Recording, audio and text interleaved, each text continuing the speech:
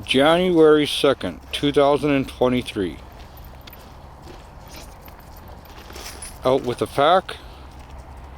Right now we got the Bulldog, the Decker Terrier hybrid, and the two Dobermans, the male and the female, and a little rat terrier named Lobo. Right now is rehabilitating, and we try to take him out as much as we can. There he is right there. Right now we're on our friend's homestead, and he offers these little trails on the corner of it for his local community to come in, take advantage as much as possible, and we come at night so that our dogs can be off leash. Now it is an off leash area, but we just want a little bit more privacy with the dogs so that they can run a little bit more, and because they are kind of a bit intimidating breeds, I just do it at a different time. But yes, they do get socialization during the day. It's just when I really want to run them and take them off leash, I let them come out at night here. How you doing, Lobo? Huh? Yeah, he's rehabilitating. He had a problem with his leg there, that's why it's a little shaky, and he has a little bit of a wobbly issue right now. So we're gonna have to get that properly dealt with as time comes, or there's not going to be much we're going to be able to do with it except for just have extra care with him. Right now with Abel, he's having a good time. Our battery's a bit low, but I think we'll be okay for this video. I can't really see them except for their eyes, but these dogs cover some pretty quick distance. Some pretty good distance pretty quickly. Yeah, there's a male Doberman. The male majestic European Doberman. What everybody wants nowadays, the European Dobermans. But I'm pretty happy with my American Doberman right here too. Well, she's a hybrid between the two. And I really like her. And I really like her. And I really like him. Oh, okay, so choke collar gone. I'll grab it. Yeah, grab, put it in your pocket, please.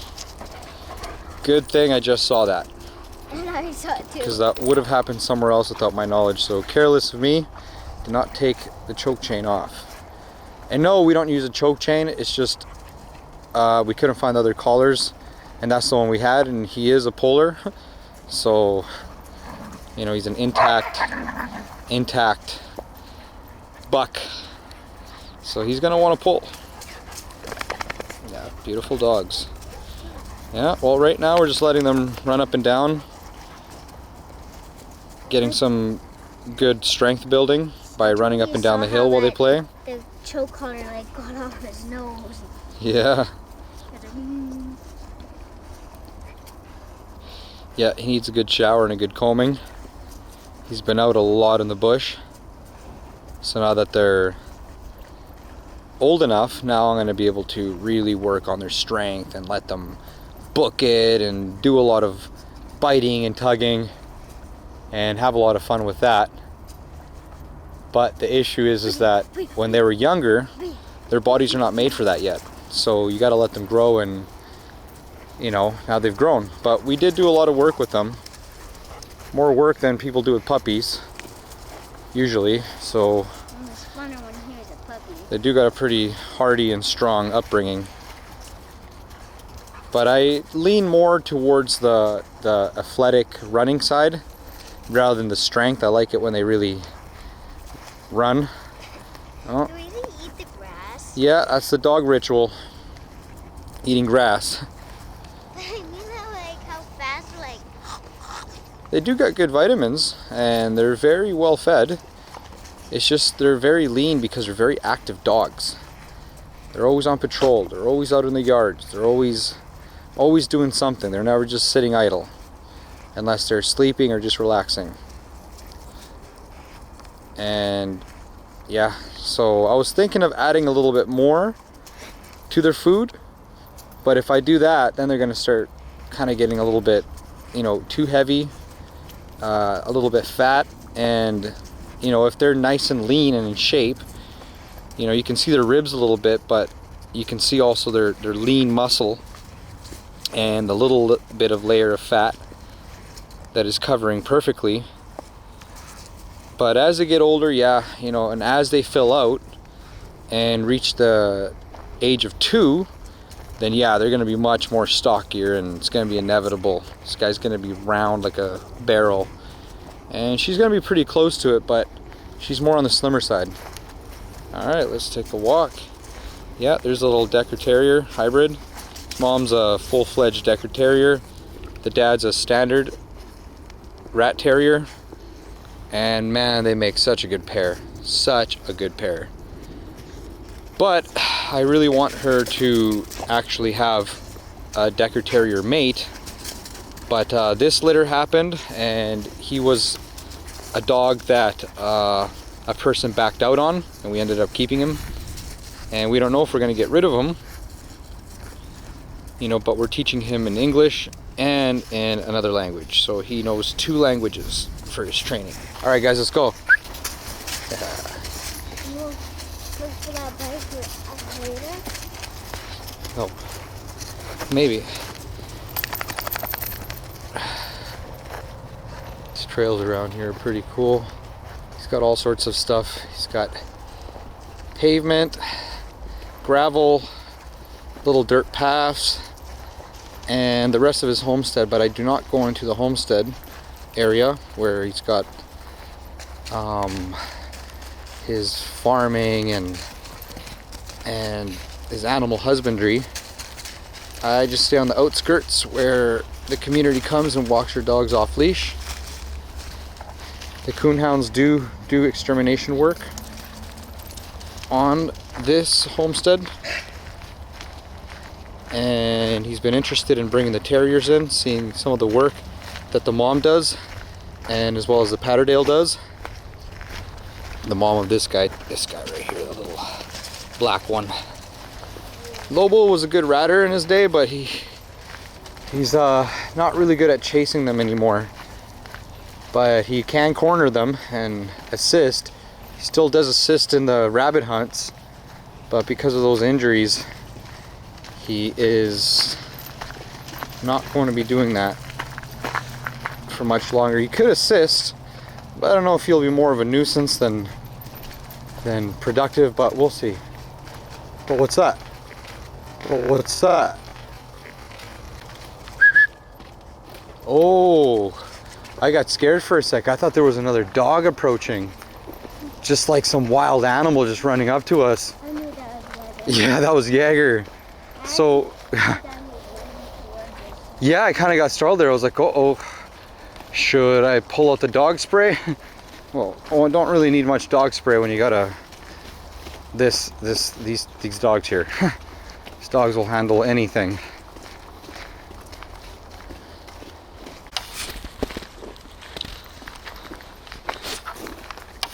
Just tried biting my glove. Yeah, Charlie tried biting your glove? Yeah. Thinks I have 2 toys. He thinks it's a toy. Yeah. Look, he's even sitting for it. Hugo got Amelia. Yeah, she found a ball. Now, all the dogs are vaccinated, and some of these dogs are in training for other people. So they got their vaccines through them. Our dogs got our vaccines through us. But we still try to keep them away from foreign objects that are going to, you know, possibly get them sick, especially this little dog. Or a dog might be immune to it and carry it in its mouth and socialize with the little dog and get the little dog sick. So, you know, the little dog comes out, but we, you know, it's just a little bit of a risk. That's just a little bit of a paranoid thought. The dog, I'm sure, is going to be okay, but we just try to take that extra precaution.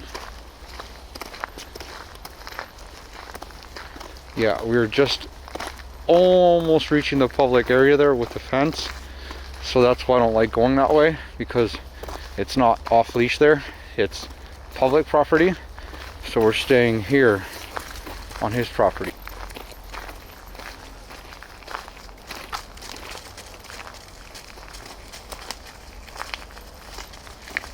Hope you guys like these videos.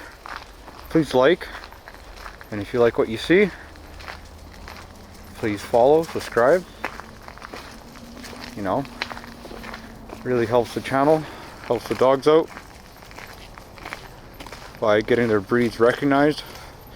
Dobermans and Bulldogs have a very bad stigma right now, and I don't think it's appropriate because of bad owners. And I just want to show you guys, you know, the ups and downs of owning dogs of strong backgrounds. You see sometimes they get into arguments and stuff like that, but you also see their overall lives and how they live, what they do with their owners, how they interact with other dogs. You see there's a giant, you know, what some people consider an aggressive breed hanging out with a little injured dog like that, and why isn't she ripping him up, right? Why isn't she ripping up this little dog? Why isn't she going after this dog, right? So it's like people have to understand that it's the owners, and sometimes because of what previous owners have done with previous generations, sometimes you get a dog that's genetically wired to have behaviors that are unacceptable to today's society. But enough of my ranting. Here's the little guy. He's been out like 5 times tonight with several dogs that we were walking. It's a program that we have, so we walk other dogs. You know, for the sake of those owners' privacies, we don't film those walks. We only film, you know, the dogs that we have worked with since pups. Yeah, he goes on different walks because especially the little standard terriers, rat terriers, they suffer with risks of patellofixation. So I try to give them a lot of walking and strength building on those bones so that he doesn't have that. That's what we did with Luca, his mom, thinking at a certain point that she was a standard terrier, and then over time we realized that no, this dog was a much larger quote-unquote rat terrier.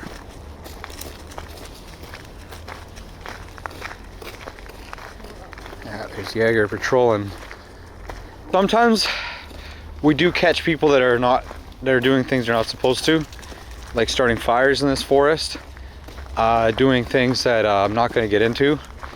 And sometimes the dogs, you know, will pick up on that. Just notice, you know, something's not right. Notice our nervousness, and they get very alert. And sometimes we come up and talk to the people. You know, our dogs don't bark at them or get aggressive or anything like that, but they are very aware and on alert because they just notice it's not a normal situation. And we tell the people to leave. So yeah, these are sometimes patrols. And you know, if they don't leave, you know, I just tell my friend, you know, this is what I seen last night and blah blah blah blah. But if they got a fire and they don't leave and they don't put it out, then yeah, the authorities are called, because I don't want this whole area being lost because people have no respect, as you can see by the garbage. But that's just what we deal with in society in general, right?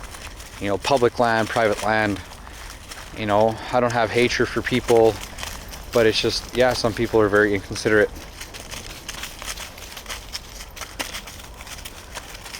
Yeah, Jaeger's very motivated for play and work, to where if one of us is playing with something with the dogs, he's going to want to take over, which is a bit of a nuisance, but it's also a chance to correct him and teach him those patience.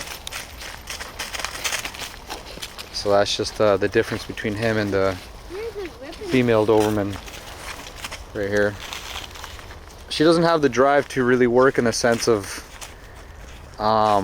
like what the European Dobermans are more recognized for and what these dogs are originally recognized for.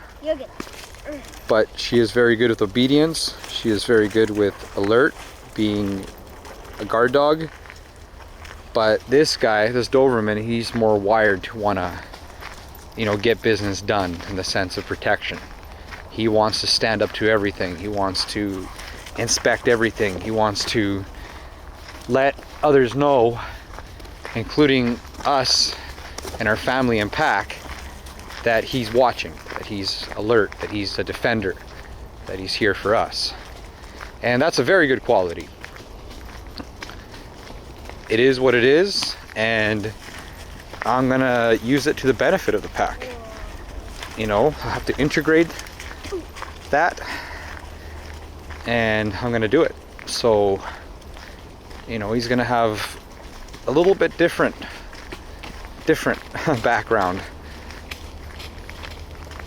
than the regular Doberman. But I'm pretty sure people have packs of their protection dogs and their Dobermans and mix of all sorts of strong dogs. Jello Vibes YouTube channel, condolences to his Cane Corso Uso, who is suffering with a problem with his lower spine, I believe, and really crippled him at a certain point, and he's done a whole rehabilitation. It's been pretty expensive, so please visit his channel, show some love and support. But he has a mixture of strong dogs with his Dobermans, you know, so yeah. And I'm sure Mr. Burns, you know, I don't know how many Dobermans he had, you know, with his famous Release the Hounds, but I'm sure they lived in a pack. But wouldn't recommend keeping Dobermans like that. Anyways, guys, I'm just ranting, just, you know, just trying to keep it fun, because this is a pretty mundane situation here. Look at that. Look at the moon. I think it's a full moon. Who's gonna this little dog's gonna transform. I know he's gonna transform. He's holding back a lot of rage. Uh-huh. I just found it. It's a pretty cool piece of bark. Hope the tree that it broke off is okay. So the Doberman that you see in the picture of this channel, the cover, the thumbnail, is the dad of this Doberman. So he's cropped and docked. And I don't crop and dock any of my dogs. I don't believe in that. I also believe there's laws on that in my region. And it's not that I don't believe in it. Like, for example, if I had dogs living out in really frigid temperatures, crossing with wolves and other wildlife that could, you know, possibly hurt them or their guardian dogs, yes, I will consider removing the ears so that they don't freeze and, you know, freeze off, or if they get into a altercation with some of the wildlife as they're being guardians, I don't want them being murdered because one of them grabbed their ear and pinned it down while the other one, you know, tears it apart. So there's just little situations like that, you know. But for cosmetic reasons, it's just not my thing. You know, I think it's unnecessary, especially for a Doberman. Yeah, he looks like a cute little hound, but if you look at them closely, they don't. Like, very closely, they're pretty intimidating. And once they start barking and showing their defensive behavior, it's a different situation. The intimidation factor comes right in there.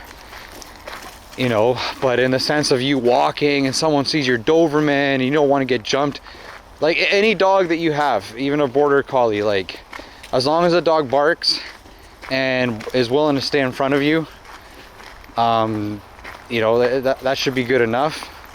But there's some serious situations out there, and yeah, for whatever reason, people need these dogs to look at the most intimidating they could possibly can, and that's up to them. So I'm not gonna go get involved in other people's business. Hey, good boy, Charlie, good boy, stick. Ha! Oh, he dropped it. Yeah, he was a good boy when he had it in his mouth. Oh, he picked it up. Good boy, Charlie, stick. Good boy. Maybe he thinks I want him to drop it so I can play with him. No, he just keeps on dropping it so he can smell things. Yeah? Yeah. Oh, I see. Something just ripped it off right now, kind of. Really? Yeah, because it's so fresh looking. Yeah, it is, and it has well, those are your gloves. Yeah.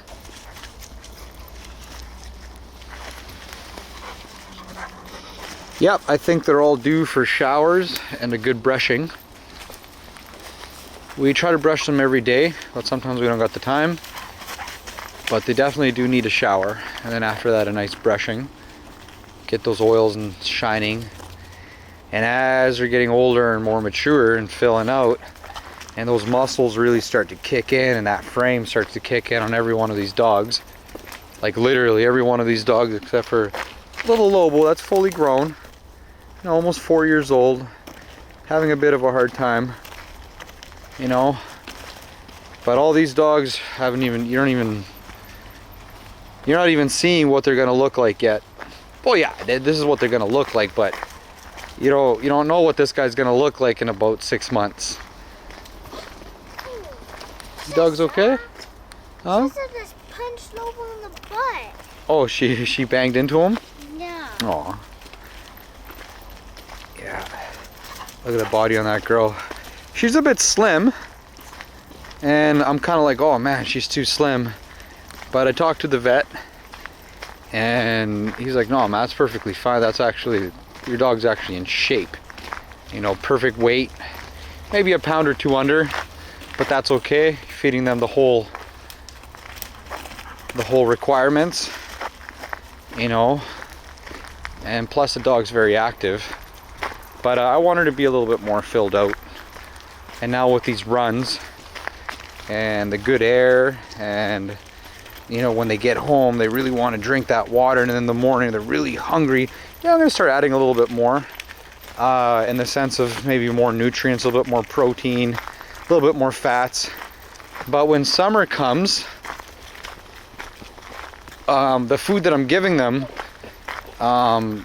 is going to be pretty good, because right now the winter taxes them a little bit, and I leave these dogs outside in their youth in a warm kennel, but it gives them a chance to go out, use the bathroom, and go out and play when they want to. That's why they're always active, and get used to the weather. So when they want something, you go out, you go drink your water, you know what I'm saying, when the food is served you eat it outside, and then that way as they get older, you know, they're very used to that climate, and it sticks in their genes and their personality. So when their pups come out, they're less sensitive. Whoever wants to have pups with these, or if I decide, or if they qualify to, you know, it's just good for them, right? Especially out here in my region, it's freezing cold, right? The country I am in, there's it's only hot in the summer. But most of the year it's freezing, so they really need to have that in their personality and their capabilities to resist that cold. So those are just some of the things I do, some of my philosophies. You know, this is how I am. I'm not a breeder, you know, I'm just a dog trainer and a person who also rescues dogs who are not in good situations. You know, train them and then get them to a good owner. You know, help sometimes watch the dogs. You know, send them off to the homesteads that I'm connected to so that they can get a chance, second chances. But this is just a pack that I work with and documenting. And who knows, one day in the future, might not have any more dogs, might decide that's it. But that's not for a long time. Look at that nice scene right there. Yeah? Perfect castle thing. Yeah, once he starts doing more bite work, you're gonna see that his neck and his head's gonna square out a little bit. Very muscular. Same with her. This little guy too, he's having the same regime. He's just gonna be smaller looking. Don't have to do anything with his ears because they sharpen up themselves as he gets older. But hey, this guy's ears are not going up. This guy's like 4.5 months old and his ears are not going up. That's kind of strange. It happens sometimes. Look at him. Not afraid to climb stuff, not afraid to jump stuff. That's why I like bringing the small dogs with the big dogs, because it gives them that personality. Hey, you know what? Like, I'm like that big dog when they're not, but it allows them to do extra stuff, be a little bit more bold, be willing to do more stuff and take on more challenges. So that's why I like to mix them up, because you know, they see, hey, you know, I might want to try that. Hey, I might not be able to, might not have the strength, but at least I tried it. And then they might succeed in certain things that the big dogs succeed in. It just adds more. Yeah, right there they are, side by side. Basically the same height. She could be a little bit taller, I'm not sure. But he's way stockier. Definitely not going to really grow in height anymore. Maybe like half an inch or something. Probably not. Depends on their diet. But they're going to get much more stockier. Those bones are going to get thicker. What are you guys helping speed compost the area here?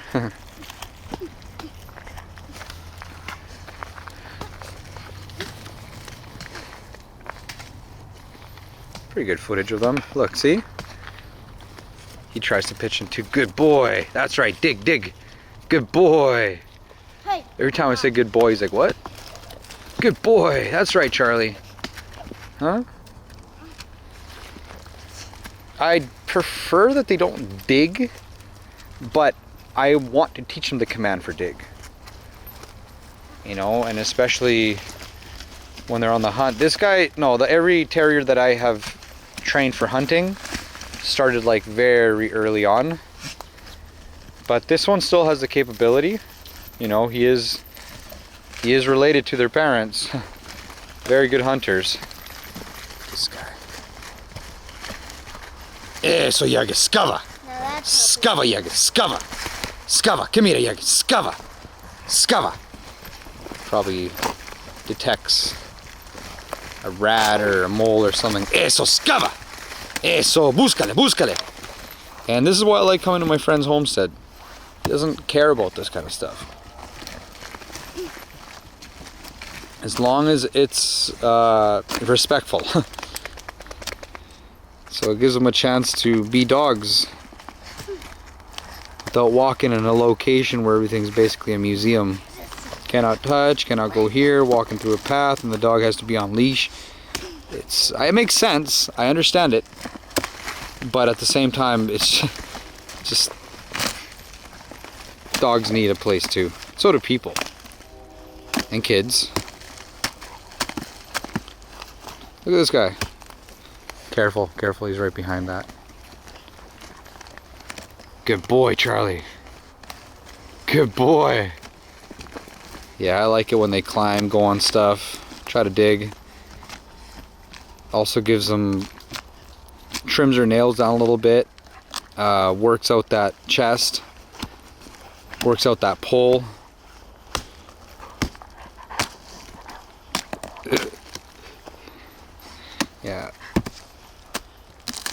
Yeah, he's just gonna get stockier and stockier, this dog. Getting a good workout? Yeah. Yeah. I think Jaeger's getting a good one too. Yeah, we're gonna be getting a workout soon. After I turn off this camera, we're gonna go for like a nice jog.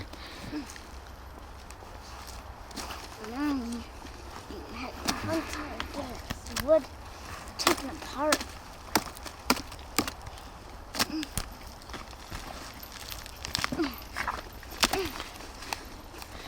Eso, Yaga, skava.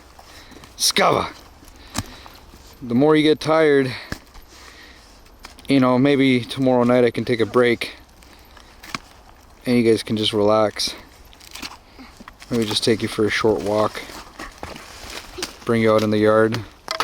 Oh, whoa, whoa, whoa. That was nuts. Look at him kick that dirt. Eso, Yaga, skava. Yeah, my battery's gonna go out at any second, guys. Yeah, this is where Jaeger gets a bit aggressive. His toy is his toy, his hole is his hole, his bowl of food is his bowl of food. But yeah, we've corrected the aggression to where it's not a full-out fight around the food dish, but you know, yeah, he's a bit more, yeah, But with me, obviously, you know, he's not gonna growl at me when I pet him around the food dish. He's not gonna go attack another dog because they tried licking his food dish, but he will say, hey, this is mine. This is mine. He'll stand firm. But when it comes to the coonhound, the male coonhound Rex, that's just not possible with him at this point. But I could see Jaeger taking over eventually the leadership role. And I prefer it because the coonhound's a full-fledged hunter. He's a good leader, but he's a bit of a tyrant. And this guy is more fair. You can see he's around the little dogs. He's respectful. Applies the pressure when he needs to apply the pressure. Releases the pressure when he needs to be released. But if he does try to settle a score with a smaller dog, it can be potentially fatal to the smaller dog. So socialization is very good, and that's again why I prefer him to be the leader, because he doesn't go after the smaller dog. Now Rex doesn't either, but when it comes to the territory and certain things, regular scruffle where he just puts this guy down and kind of growls over him can be potentially serious, because one shake on a small terrier and that could be, you know, death for the terrier, and then the dog sitting there is still trying to dominate him like regular, but he doesn't realize that he just killed the dog. So it's different when they attack each other. They'll pull on each other's scruff with force, but the dogs are big enough to where they almost take it. Their skin's tough. They're not even biting that hard. But the thing is that a dog biting a 10-pound dog like that, it's like even the littlest shake, the littlest bite that's not meant to be fatal can be fatal and very, very crippling. So just keep in mind, guys, why certain dogs have to be socialized in specific ways, especially if you have certain size dogs. They have to be socialized with the bigger dogs, or they have to be kept separate from them after a while, especially if you want to have them intact. But even when you have them intact, certain personalities of dogs, that might not take away that aggression, especially when it comes to dominance. And you know, so fixing the dog doesn't always fix the problem, but it does fix other issues like them spraying in the house, you know, the reasons for why it is what it is. Wow, this dog is basically taking over the video with his digging. You getting a good workout, Jaeger? Eso, scava! Scava! Oh, he's like aiming that. Oh, there you go, okay.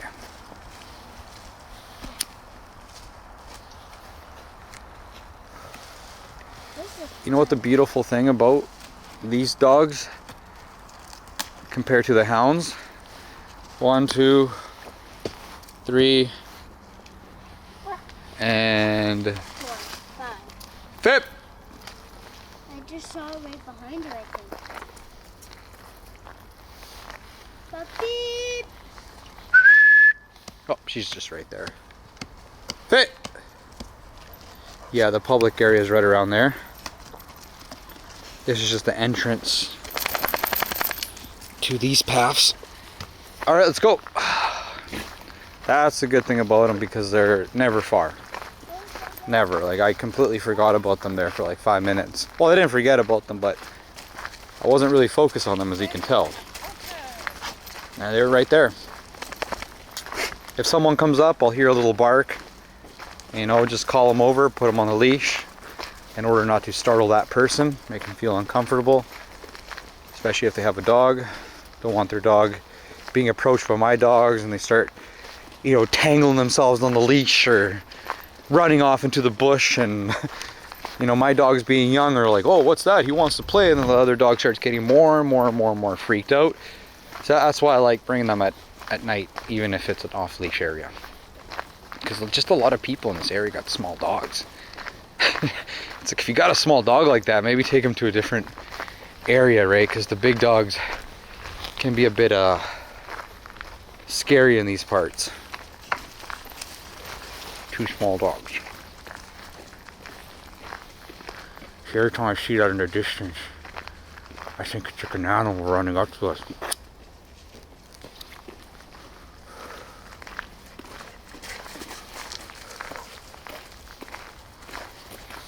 I definitely got a good workout with that. Yeah? Yep. I think this stick will weigh a little longer.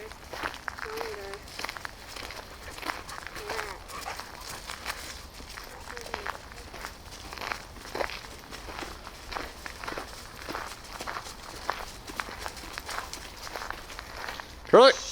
Do it. No drinking pond water. It compels me to want to treat you for worms. And I just don't want to get into that. You know, dogs are dogs, especially when you have so many of them. And I'm not a professional canine guy, but you know, you gotta keep them away from stuff like that, especially with the little guys, right? They cannot, at this point, be putting themselves at risk of getting sick. Like if he got parvo, which he shouldn't because he has the shots for it. Gotta pick that up.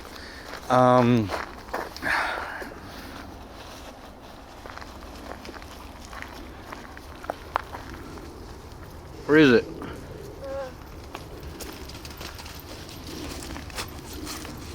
I don't know. Alright, you guys are witnessing it right there. Dog left no turd.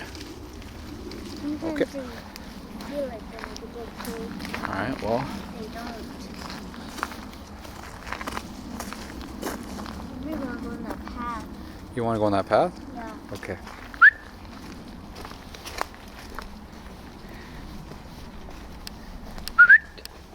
Oh, there's already something in that path. Oh, There's dogs in this path. there's dogs in this path. Where's Lobo? There he is. Yeah. Feels like there's nothing other disease. Yeah, but if he did get sick, I think he'd survive it. But just don't need stuff like that, guys. We don't need stuff like that. So that's why just don't, you know, bring some water. Or just get your dogs to put up with it until they get home. Hydrate them very good before you leave and hydrate them when you get back. Leave them in the yard for like half an hour. Put them back in. Bring them out again in 2 hours so that they can let out that liquid that they drank at night. Guys, it's hard work. It's hard work. And luckily my shift's at night, so I'm able to do this. Good boy, Lobo. Good boy. Ooh.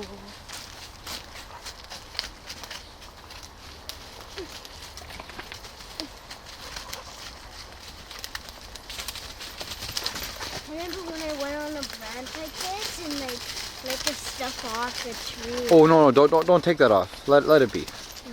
Let it be. It's nature doing what nature is doing. Hello, we getting a little cold? Huh? It's okay. Probably wants to be carried now. No, he does not want to be carried. What he wants to do is he wants to start jogging soon. And so do I.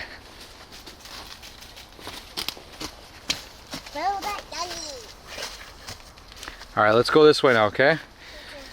Alright guys, well that's the end of the video. All of you, thank you for watching. We're out.